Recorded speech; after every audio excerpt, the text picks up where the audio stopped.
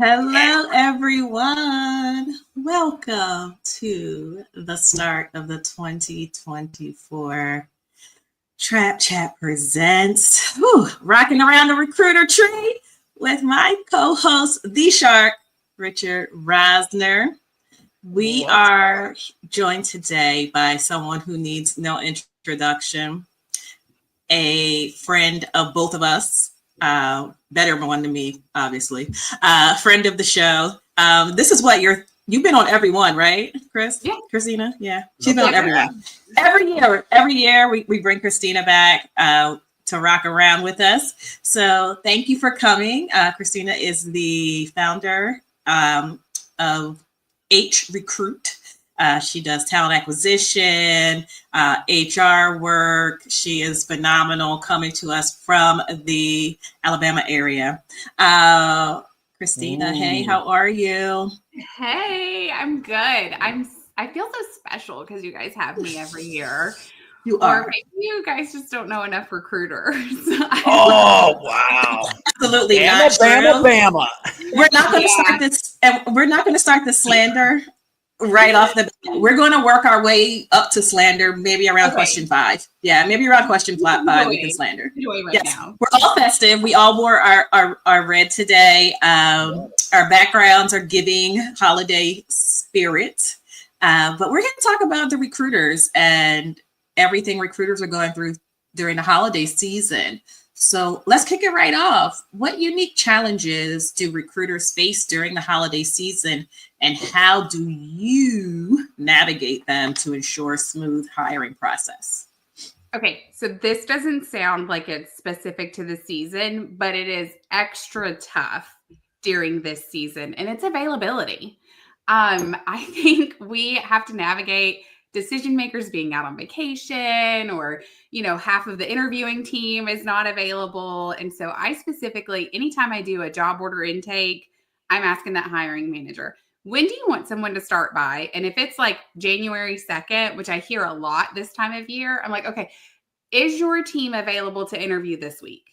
Because if they're not, we're not getting a hire January 2nd. There you go. I love it. Keep it real, right, KG? Absolutely. Kick it off to you. Your turn. All righty. Well, you know what? I do everything live, so KG gave me a script here, so let's go and see if I can add my hooked on phonics. Here we go. A little hooked on phonics for y'all, girls. How do your team balance the urgency of filling positions before the end of the year with the need to maintain a high-quality candidate experience? Okay, so there's not a lot of change here, right? Like, we just follow the process that I would follow any other given day. I think it's just the extra communication and then prioritizing the recs that, to the last question's point, if they say, yes, my interview team is available this week, then you just moved up my list, right? So prioritizing the requisitions based on the availability and the engagement from the hiring team. And just following our normal process. We're not going to sacrifice quality at any point of the year, That's awesome. A great answer. That's a great answer. Not 9 points for that. 9 points. No sacrificing quality, even during the holiday season. Okay. Ooh, this is a fun one. Can you share a memorable recruiting success story or lesson learned that holds particular significance during this holiday season? Okay, well, now I'm stressed because you said this was a fun one, and I have a very lackluster answer.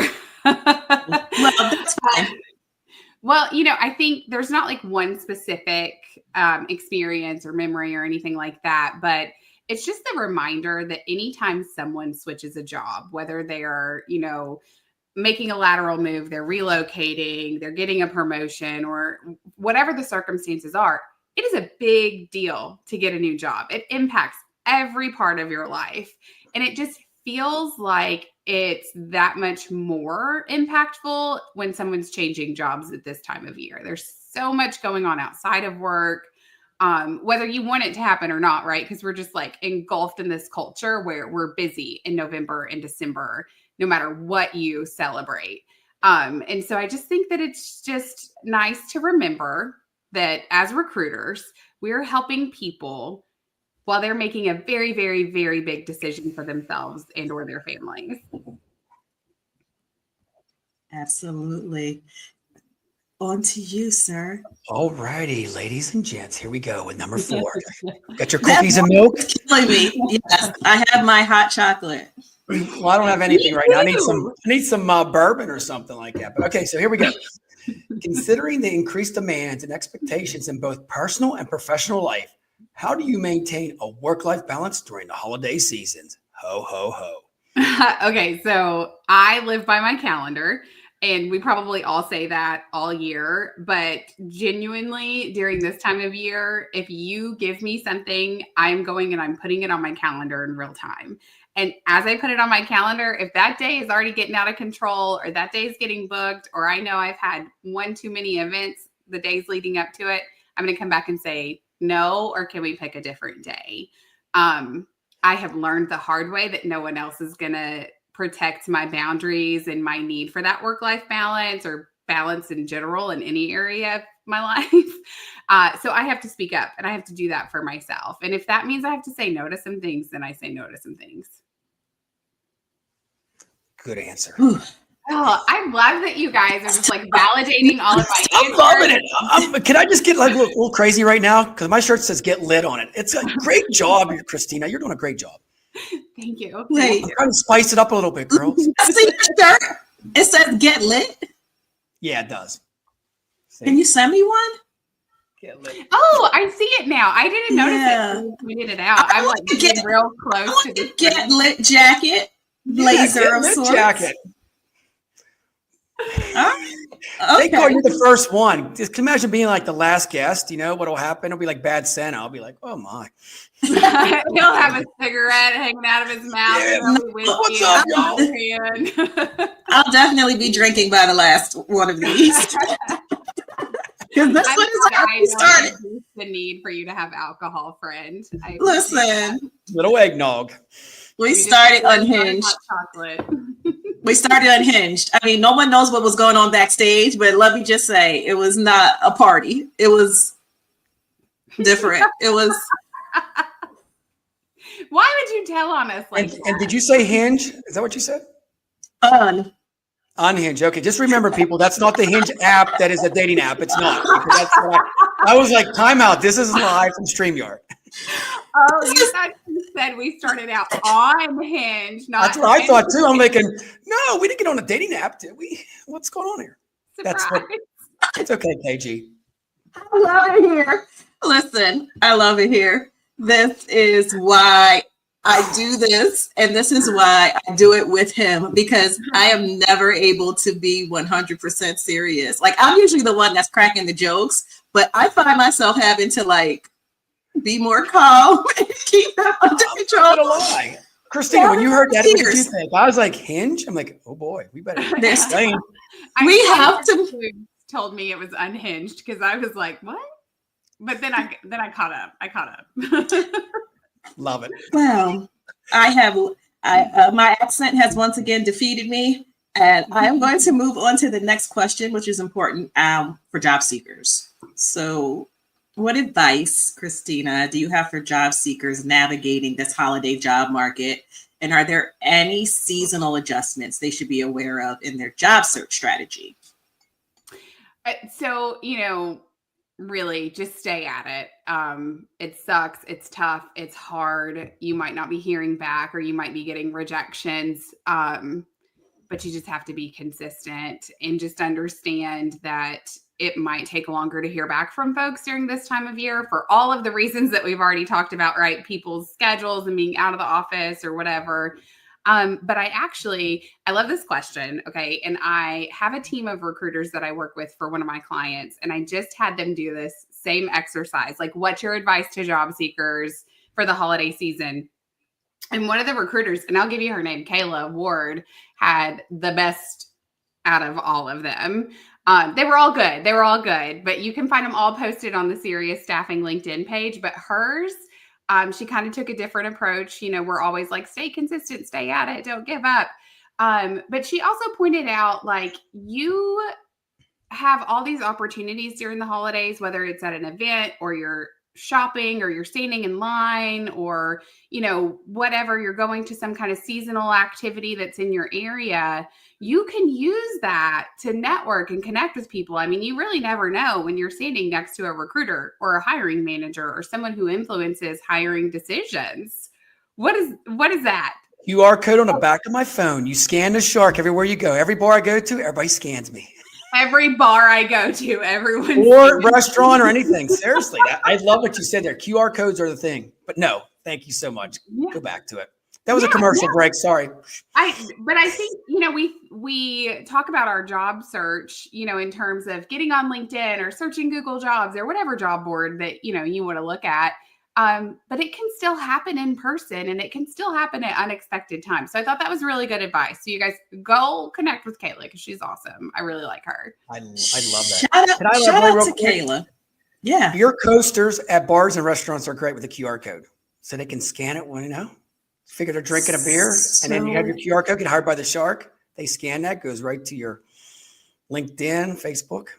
You have coasters for merch? Yeah. I love that. Everybody knows who I am down here. Yeah, everywhere. I even have QR code on the back of my shirt when I go to the gym. Get hired by the shark and they can scan me while I'm working out. I love that.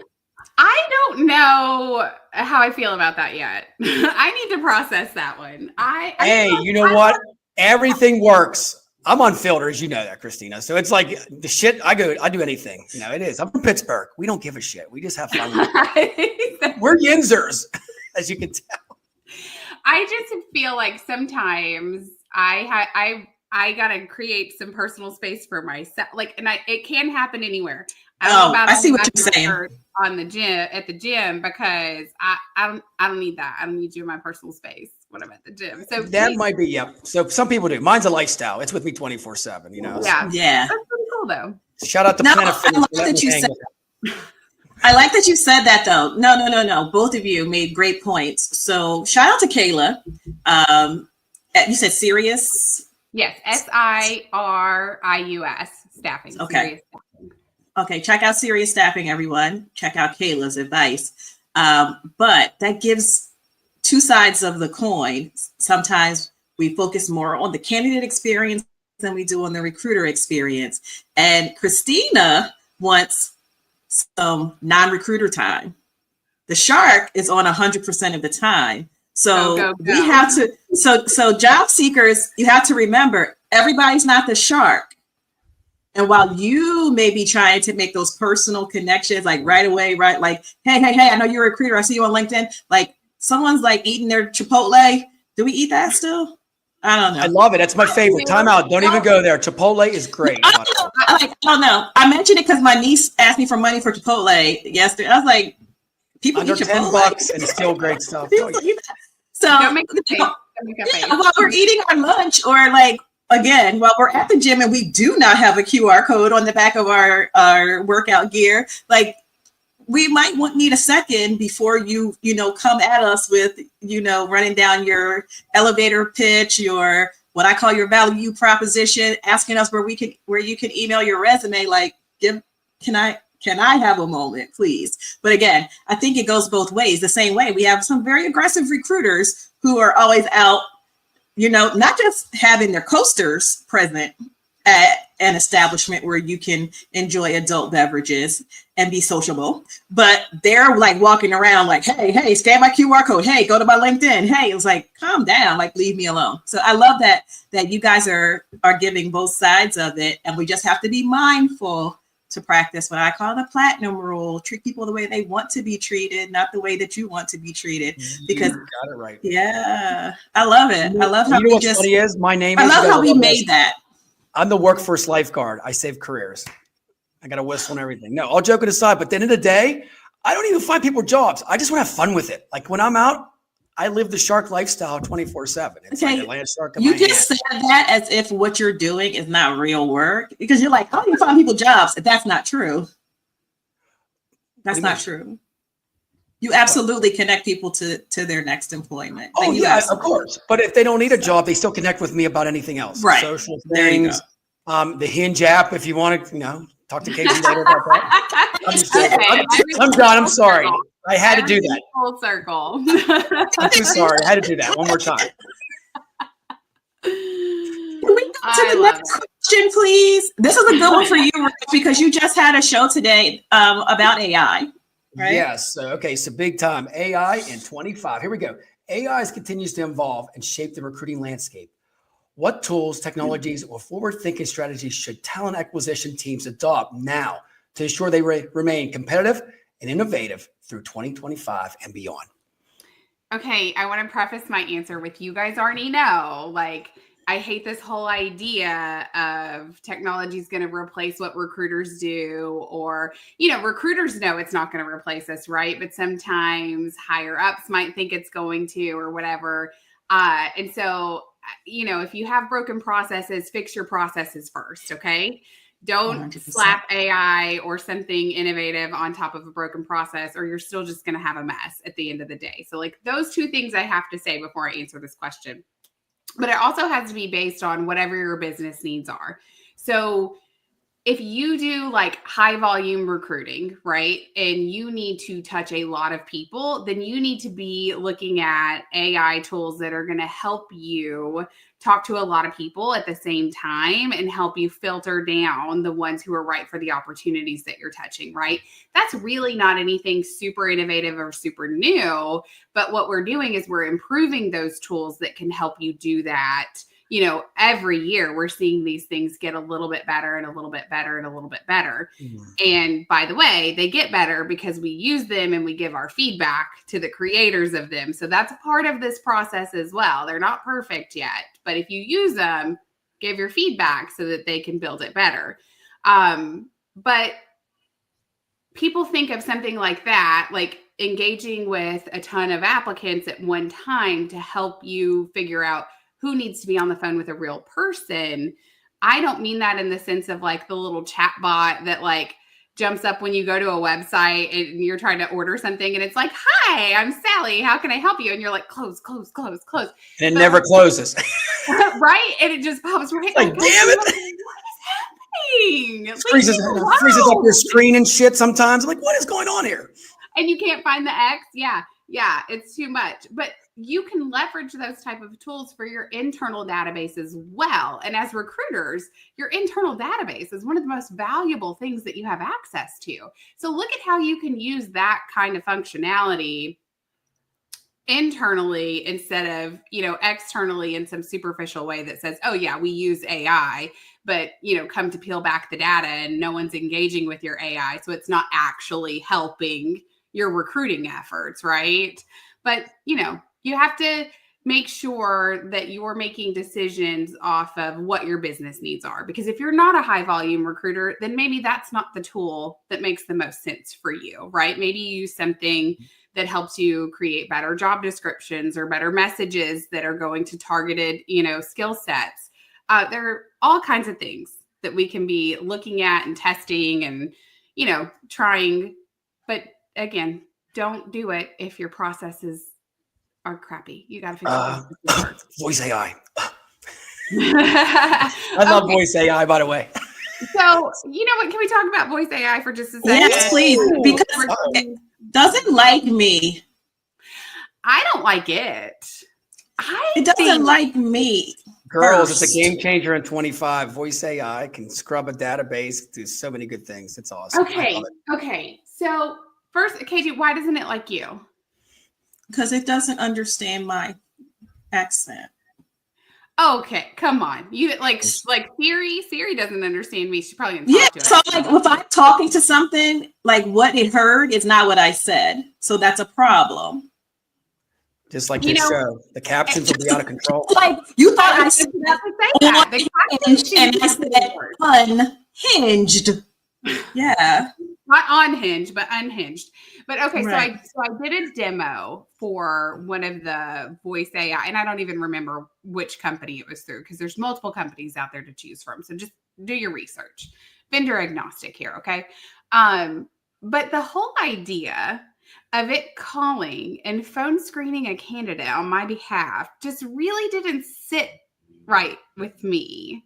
So how are you looking at leveraging voice AI that's going to be a game changer in 2025? Shark. The voice AI right now will do 15 minutes and it's almost better than us talking to it. I mean, it'll go down, it'll chuckle with it, laugh with it, and everything like that. I just had a webinar today with it. So I'm going to tell you, besides scrubbing your database, people like Gen Zs and people under 30, they like to talk to somebody like that. The human connection comes on the second part. So, you 15 minutes, you wake up in the morning. If somebody is 2:00 in the morning searching for a job, you have the script, you have the voice, then you call them and actually go for the kill and get them a job.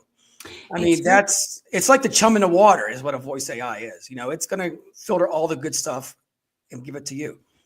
I mean, we've got to do a totally separate episode on the pros and cons of voice AI, because me, I'm on the side of bias and things like that. And I am not a fan of recruiters letting you got to keep a human in the loop. I'm going to leave it there. Okay, so I do want to add one more thing. I agree. We need to just do a separate. And I watched part of your webinar today, by the way, your session that you did on it, but not all of it. I didn't have time. I had to prepare for this one, y'all. Anyway. Well, yeah, we're prepared, all right. yeah, like super. Like I'm fine. I don't know what y'all's problem is. I'm just kidding. Wow. No matter whether it's like a chat bot or something that's helping you write better or a voice AI, I think that it's important to remember that our success as recruiters is heavily reliant upon our ability to build relationships, right? So anytime you incorporate some form of AI into the process, you need to also make sure that it helps build relationships and it doesn't hurt your chance at building a relationship. So you have to know your audience. You have to make sure that it feels right, that it says the right things. Because if you can't build a relationship successfully, you might as well not spend your money on the tool. And I love it. I'm going to elaborate real quick on that. We're the core. The human person's the core. AI is a supplement, like a protein shake. You add them both together, you got yourself a, success right there. So I think that's what it is. You got to have both, which I'm going to tell you, I think more people sometimes they suck at relationships. Maybe the AI is better than what they do. Like the Grinch.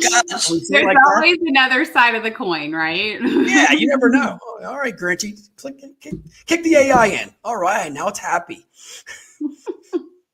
All right, I'm done with that, KG. All yours. Ooh, never a dull moment. Okay. We are getting up to the end of wasting your time today. Time out now. This is good time. Good quality relationship. It's good for all of us, for all the viewers. What's happening? Is Mercury in Gatorade or something? Like, what is happening? It's in full Gatorade. I'm Oh, okay. Because I'm trying to understand what's happening right now. But we're on to Rich's favorite part of the conversation, the holiday stuff. Okay. So as you know, we usually do rapid fire at the end of Trap Chats, but we've modified these to be very holiday focused. So I'm gonna kick it off with, hey, what's your favorite holiday tradition? Decorating the Christmas tree, hands down. Okay. Ooh, rocking around it. Rocking around. Okay, here we go. What is your most cherished holiday memory, and how does it continue to influence you to celebrate today? Okay, so there's two things here. I make my grandma's chocolate gravy and biscuits every year. I don't know what you're doing, KG, but it's starting to concern me. Like, 2, 1. Okay. So, her recipe, it's not hard to make, but I only make it for special occasions. So it's just really nice to start Christmas off with that, time to think about my grandma and all of our memories and what a blessing she was to me. So that sets the tone for Christmas. So that's an every year must have. And the other super memorable, I probably always tell y'all this, the year that I got my Barbie Dreamboat and Barbie Fold and Funhouse was the best Christmas ever. It's I always keep that in mind when I'm trying to gift to other people. What can I get them to make them have that feeling? I miss all the time, though. I'm not a great gift giver, but that's always in my mind. I'm trying to recreate that feeling for other people. That is awesome. That's what it's all about. Recreating a feeling or giving them a feeling, passing on that gratitude. Yeah, I love that. Many of my friends, watching this. Remember, it's the Yes. thought that counts, and this is my thought behind the gift. So if it's She from the is Dollar giving Tree, you- it doesn't matter. It's a dollar gift. It's still the thought it counts. Don't slander Dollar Tree. Dollar Tree is my Dollar Tree's favorite. better than Family Dollar. I know. They have the best snacks. Woo. So, okay, it's on you. It's on. Oh, wait, is it my turn? Yes. All right. Thinking about music, movies, food, etc. What are your absolute must-have and must-not-haves during the holiday season? Oh. Okay. Have to kick off with All I Want for Christmas. I will not entertain any slander about it. You do you, I'll do me, but I love it. And it is Mariah Carey, can I say real quick? She's only frozen for 1 month a year, and then we freeze her back till next year, right? That's a running joke. You know that, right? And I love didn't make that up. I love that. I also like every day in December, I try to like pull that holiday cheer up. So I play a Christmas music list on shuffle just every day. Like I'll try to find a different one. So I'm not like, oh, I can only listen to this or that. We'll try it all. Whatever's going to lift them holiday spirits, we're going to give it a shot. Christmas movies. We love movies in this house. And so we have a Christmas movie on rotation all the time, which is super easy to do now because like Netflix has like the Hallmark-ish type Christmas movies and stuff now too. Hell yeah. So it's just Christmas 24/7 over here. And the cannot have. Oh, one more thing. Speaking of treats, the Little Debbie Christmas trees are like always in stock over here. I can't tell you how many boxes we've been through already this month because it's embarrassing. Ooh. But that's my go-to Christmas treat. Wow. Okay, so I got to elaborate on this. Have you tried the Christmas tree donuts? Okay, Little Debbie no, donuts. because They are the not bomb. They're near so good. me. You got to get them. Oh my God, they are so good. I got 6 boxes here, bags. Okay, so I have a little trip later in the week and I'm going to look up the zip code and see if I can find them there because I've been wanting to try them. So I'm glad that they're good. Who makes them? Tell you what, I think they're better than the cakes. Now, just let you know, Sam's Club and Costco has the value pack. You get 4 boxes for $10. Oh, Little Debbie makes those too? Yeah. It's like It's the same new thing as the this year. cake. It's the same thing as the tree, just it's a donut. Yeah, mini like donuts. the little powdered ones. Okay. I don't know. I'm gonna let y'all know when I find them though. But I can't start with 4 boxes because if I don't like it, what am I gonna do with it? Oh no, they're good. I'm telling you what, they're like crack. They are good. I'm optimistic that they're good. So that's good. As far as things that were not entertaining in December, and it's Grinches, and that's okay if you're a Grinch. You can be a Grinch, but I'm gonna talk to you in January. I'm gonna just talk to you in January. No Grinchy. Or maybe February. I don't know. I'll give you some time. You'll be fine. All right. Rich. All right, you ready for this? Do you have a favorite holiday destination, or do you prefer just to celebrate at home? Listen, we celebrate at home. You get caught up in so much hustle and bustle between November and December that we are very intentional about a day at home, relaxing, peacefully, kind of thing. Though I am trying to talk my Minyards into foregoing Christmas gifts and let's just take a little Christmas trip every year. So far, they haven't taken the bait, but every year I try. Okay. Next year might be the year. Next year Just might be the year. Don't go to Disney on Christmas Day. Oh no, we would never. We're not nightmare. Disney people anyway, but we would never pick Disney on Christmas Day. That's got to be crazy. I did it one year. Yeah, it was bad. Would you go to like Europe or something and celebrate like a whole different tradition? Yeah, that would be that. You know what? Maybe that's what it would take to get them to agree. Because I've been like pitching tropical destinations. Maybe it's Europe that would get them to say yes. Good luck now. Thank you for that. You're welcome. I may or may not have seen it on a Netflix holiday movie last night. Look at you, Christmas KG. What the Halloween? Christmas in Heidelberg. Okay, let it go. Listen, have you noticed that I haven't yucked any yum today? I have noticed. I even have a holiday themed cup. Okay. Wow. Yeah. Over the years. I love it. The heart is Hallmark unfrozen. Movies, Lifetime movies. Look at you, KG. You're growing up. I'm sorry. It's a little bit.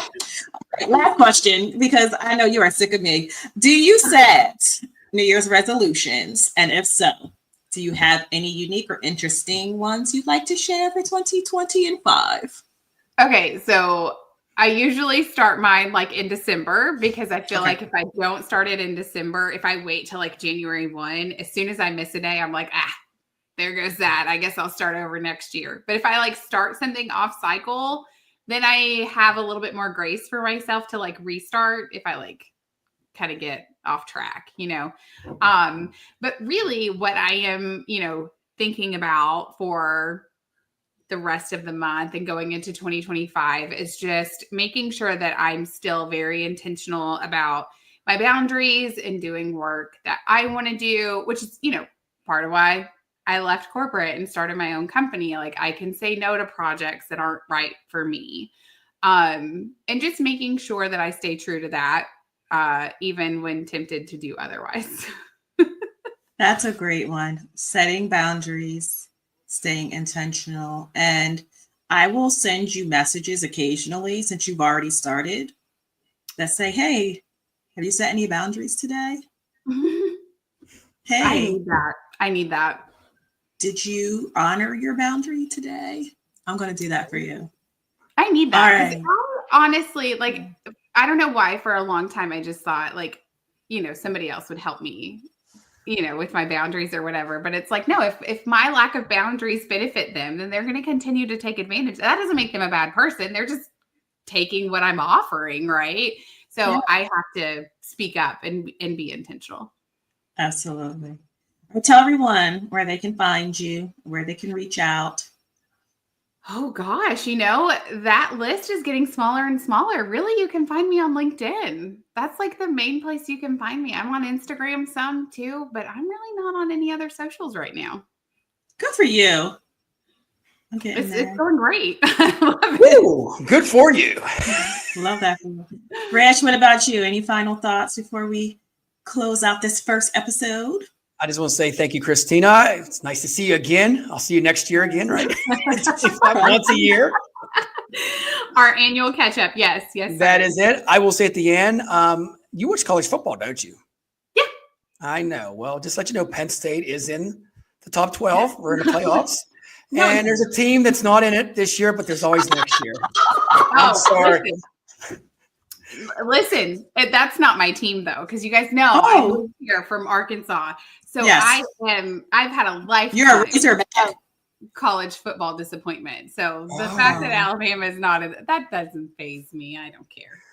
Wow. Well, that went over the head. Sorry. Well, congratulations and good luck to Penn State. Is it playoffs? Help me. Yeah. Thank you. Go sports ball. Go sports ball. All right. I don't watch college football anymore because I don't go to college anymore.